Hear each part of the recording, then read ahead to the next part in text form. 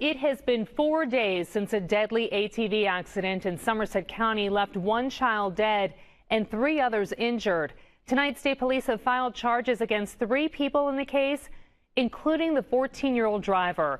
Maria Miller has been following this story. She has the very latest for us tonight. Maria? Well, Jen, we were expecting charges. We just didn't expect them quite this soon. They were filed today by state police just as Tailynn Felker's family was saying their final goodbyes at her funeral. The documents filed today show more details of the case, and the allegations are shocking. State police say no one ever called 911. Because the driver in Monday's fatal ATV crash is a juvenile, the complaint against her is sealed. But we do know she's facing 4 counts of recklessly endangering another person, as well as several summary ATV violations. Her mother, Stacy Felker, is also facing charges. So is Bradley Felker, the father of 4-year-old Tailynn.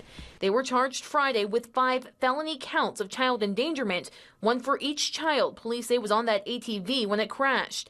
They're also facing 14 different summary charges for violations pertaining to the ATV, including careless driving, unlawful operation without a helmet, and failure to report to police.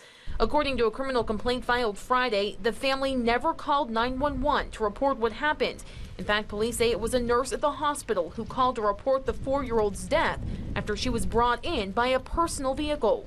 As for the accident, police say they were told the kids asked to go riding, but Stacy Felker wouldn't allow them until Bradley Felker came home and then gave them permission.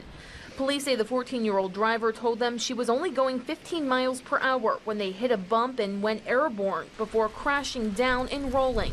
She also allegedly told police it wasn't the first time she drove the ATV, holding the baby with 3 others in the back. In fact, they say she told them they did it all the time. It's a tragic accident, one that will no doubt leave a void in Taylynn's family's lives. And for that, the district attorney told us Friday the incident should serve as a reminder for all parents that just because you don't need to be licensed to drive an ATV doesn't mean they don't come with the same risks as any other vehicle. And they are not allowed to be driven on public roadways.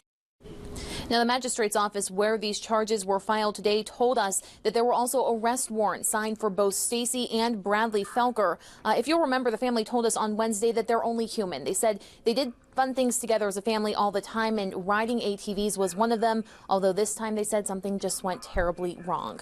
Reporting live, Maria Miller, 6 News.